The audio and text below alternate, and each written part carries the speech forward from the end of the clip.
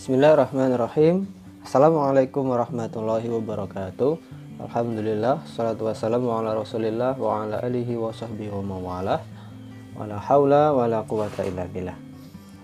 Amma ba'du, anak sekalian, kita bertemu kembali dalam video penjelasan materi PAI kelas 7 dari Ustadz Anwar.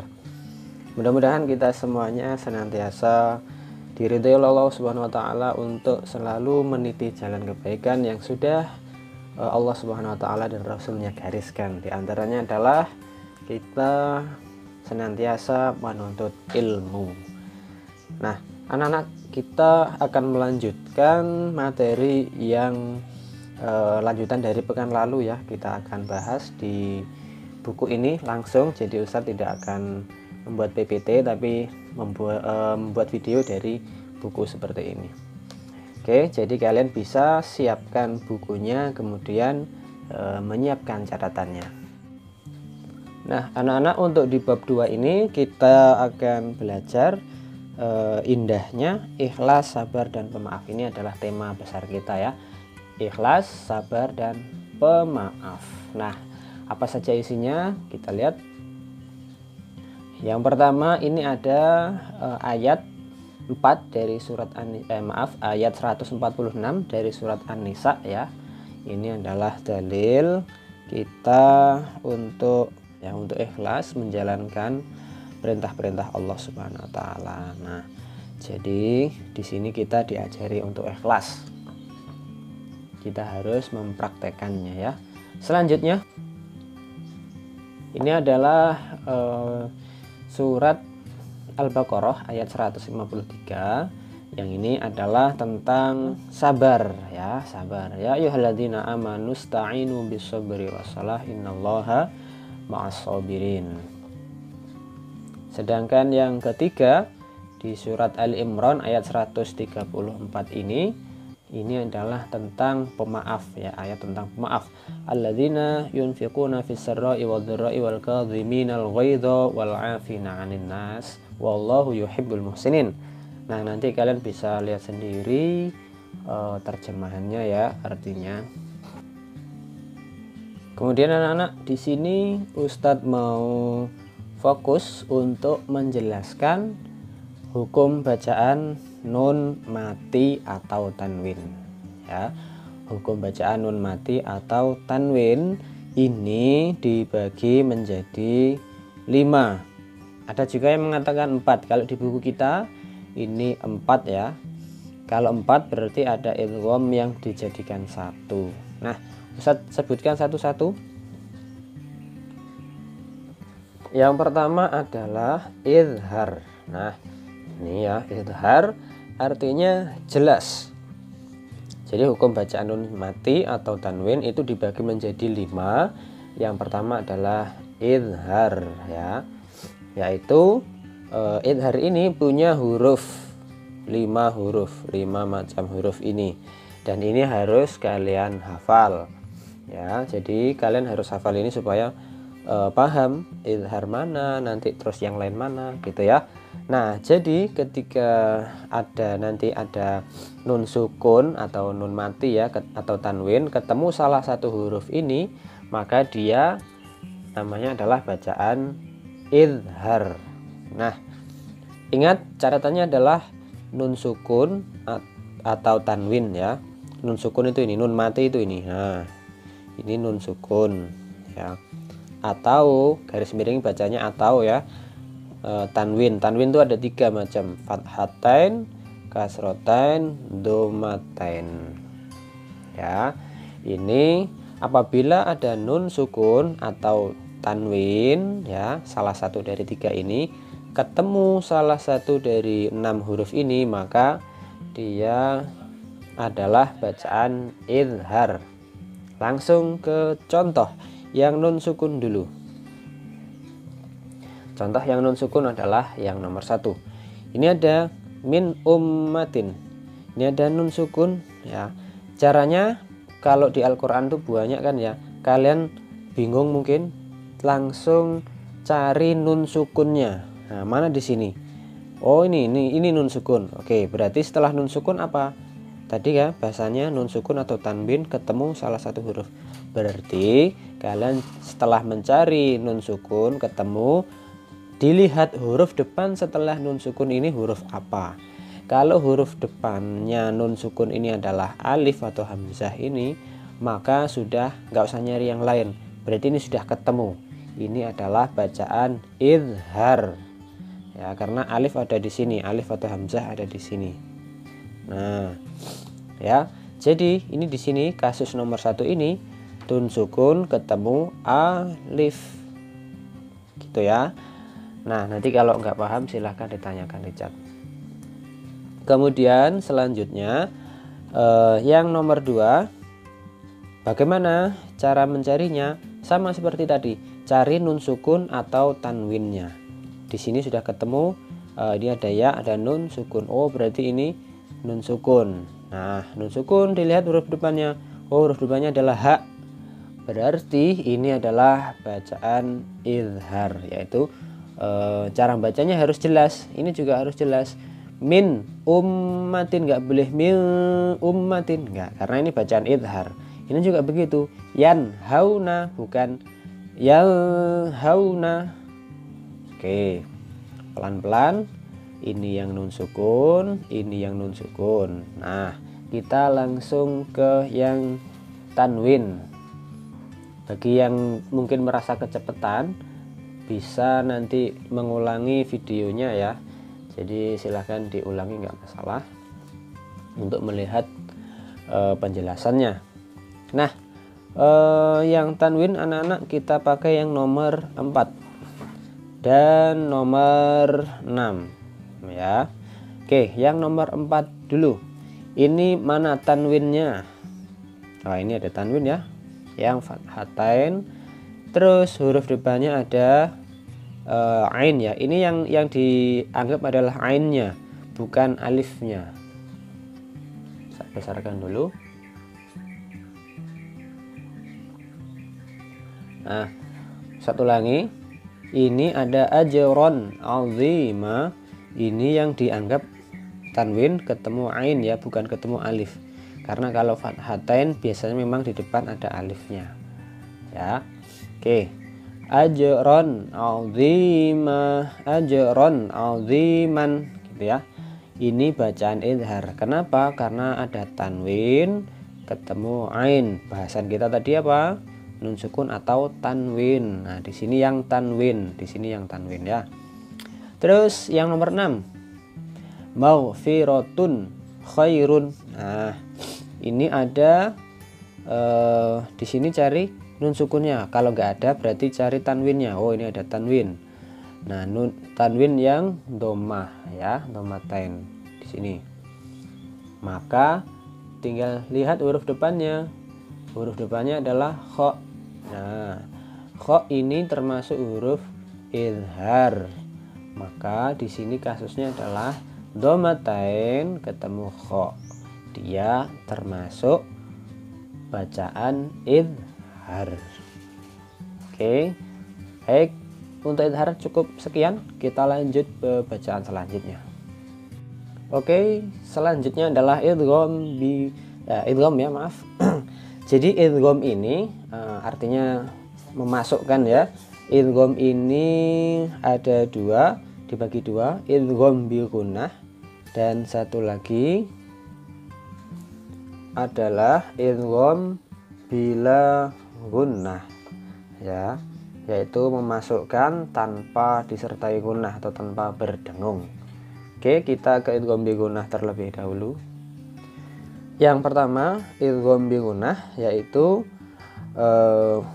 punya huruf yaitu 4. Ini ada nun, mim, waw, ya ya. Atau biar gampang ini disingkat jadi yanmu gitu ya. Kalau bagi kalian yang mungkin belum paham atau belum hafal, gampang ini kalian hafalkan. Yanmu berarti ya, nun, mim, waw. Oke. Nah, sama pembahasan kita kan di awal adalah menerapkan bacaan nun mati atau tanwin. Di sini juga tetap nun mati atau tanwin. Cuman ketika nun mati atau tanwin ketemu salah satu dari huruf ini, 4 ini ya, dia maka menjadi bacaan idgham bi gunnah. Kalau nun sukun atau tanwin ketemu salah satu dari 6 huruf ini, dia bacaan apa tadi? Idhar. Kalau salah satu dari 4 ini idgham bi gunnah. Oke, langsung ke contoh. Di sini contohnya ada waman yabtaghi. Waman yabtaghi ya. Nah, sama, kita cari nun sukun atau tanwinnya. Di sini yang ada adalah nun sukun. Nun sukun. Nah, depannya setelah nun sukun dilihat huruf apa? Oh, di sini huruf ya. Dilihat di sini. Oh, huruf ya ada di sini, tidak ada di idhar, tidak ada di sini. Berarti ini waman yabtaghi ini adalah idgham bi gunnah, bacaan idgham bi gunnah. Ya, karena apa? Karena ya itu ada di sini. Ya ada di sini. Makanya itulah pentingnya kalian perlu untuk menghafal hurufnya. Nah, cara bacanya gimana? Harus diidghamkan atau harus dimasukkan dengan cara ditambah dengan dengung, yaitu wa may yabtaghi. Nah, cara bacanya seperti itu. Bukan wa may yabtaghi. Itu kurang tepat karena sudah masuk tapi kurang dengung. Ya. Jadi cara bacanya adalah wa may yabtaghi. Nah, itu. Kemudian yang tanwin, contoh yang tanwin adalah ini. Hittatun. Hittatun naghfir lakum. Nah, ini ada dhammatain kecil ya. Mudah-mudahan terlihat. Terus depannya ada, dilihat setelah tanwin huruf nun. Nah, ini ya. Nun ada di mana? Oh, nun ada di sini ternyata. Berarti ini adalah idgham bi gunnah. Cara bacanya hittatun naghfir. Nah, ini harus dimasukkan dan juga didengungkan. Itu adalah arti dari idgham bi gunnah. Oke, kita lanjut ke idgham bila gunnah. Nah, untuk idgham bila gunnah ini hurufnya ada 2 saja, yaitu lam dan ro. Manakala ada nun sukun atau tanwin, pembahasan kita tetap nun sukun atau tanwin. Nah, ini ada 3 tadi. Ketemu dari salah satu 2 ini, maka dia menjadi bacaan idgham bila gunnah. Memasukkan tidak disertai gunnah, tidak disertai dengung. Itu maksudnya ya. Nah, kita langsung ke contoh. Hudan lil muttaqin. Hudan lil muttaqin. Nah, ini adalah contoh idgham bila gunnah karena di sini ada fathatain ya, fathatain. Kemudian depannya ada lam. Yang mana lam ini adalah hurufnya idgham bila gunnah ya. Ini contoh lain adalah saya tuliskan khairul lakum. Khairun lakum. Nah, di sini ada tanwin ya, tanwin yang dhammatain, kemudian depannya ada huruf lam ini, lakum. Nah, ini adalah idgham bila gunnah. Kenapa kok idgham bila gunnah? Karena ada tanwin ketemu huruf lam ya, ada huruf lam di sini. Nah, ini cara bacanya nggak boleh khairul lakum, nggak boleh ya. Kenapa? Karena memasukkan tidak disertai gunnah, tidak disertai dengung. Berarti ya tanpa dengung, khairul lakum gitu bacanya. Hudal lil muttaqin, nggak boleh hudal lil, nggak boleh ya. Nah, selanjutnya yang B, yaitu yang contoh nun sukun, yubayyin, yubayyin lakum. Nah, ini ada nun sukun, depannya ada lam. Nah, enggak masalah lamnya ditasydid atau enggak. Yang penting di sini ada nun sukun atau tanwin ya, depannya terus ketemu huruf salah satu dari huruf idgham bila gunnah, yaitu lam dan ro. Nah, itu untuk idgham bila gunnah. Oke, kita ke ikhfa. Ikhfa itu anak-anak artinya adalah menyembunyikan. Nanti cara baca nun sukun atau tanwinnya adalah dengan cara samar-samar. Ya. Hurufnya ada 15. Kaf, qaf, fa, to, zo, to, do. Ini banyak ini ya. Ini kok nulisnya dari sini ya. Harusnya dari sini. Ta, sa, jim, dal, za, sin, shin, sod, dod, to, zo, fa, qaf, kaf. Nah, ini adalah hurufnya ikhfa. Sama, jika ada nun sukun atau tanwin ketemu salah satu dari huruf ini yang 15 ini, maka dia harus dibaca samar karena dia masuk bacaan ikhfa. Oke, langsung ke contoh. Nah, di sini contoh yang nun sukun. Ya. Di sini ada yunfiquna. Ini bacanya yunfiquna. Yunfiquna. Nah, ini ada nun sukun ya, depannya ada fa, maka dia dibaca samar, nggak boleh dibaca jelas yunfiquna, salah ya, karena ini adalah ikhfa. Fa ini kita lihat ada di mana? Oh, ini ada di sini. Nah, ya ini contoh yang nun sukunnya. Terus yang fathah atau tanwinnya ini di sini ada nomor 2. Ini ada hamzah di fathatain ya, ma'an sajjaja. Ini ada tanwin. Nah, tanwin ketemu sa depannya. Nah, sa itu ada di sini. Oh, ini sa ini ya. Maka bacanya ma'an sajjajan. Nah, ini ya. Oke, ini ikhfa ini paling banyak di Al-Qur'an. Jadi insya Allah gampang kalian nyarinya nanti. Oke, nah Ustadz ingatkan depannya ini maksud huruf, misal ada tanwin terus depannya itu ke sini ya, ke kiri ya, depannya itu ke sini ya, bukan ke kanan, bukan ke kanan. Kalau ke kanan itu ya apa, tulisan ini Latin ini ke kanan. Nah, ini depannya berarti ke sini. Kalau tulisan Arab ya berarti depannya itu yang ke kiri ya, ke sini, karena bacanya dari kanan ke kiri ya, jangan sampai keliru. Ini biasanya banyak teman-teman itu atau anak-anak itu yang kurang paham ini ya, jadi menyamakan antara Latin dengan Arab. Yang di sini berarti misal ini ya, tanwin depannya ada, misal ditanya begitu, ini setelah tanwin depannya ada apa? Ada alif. Nah, ini keliru ya. Ini berarti masih membayangkan huruf Latin, karena huruf Latin itu membacanya dari kiri ke kanan, sedangkan Arab, huruf Arab itu bacanya dari kanan ke kiri. Oke, lanjut kita ke iklab. Nah, iklab ini hurufnya cuma satu anak-anak, kalian gampang mengingatnya, yaitu ba.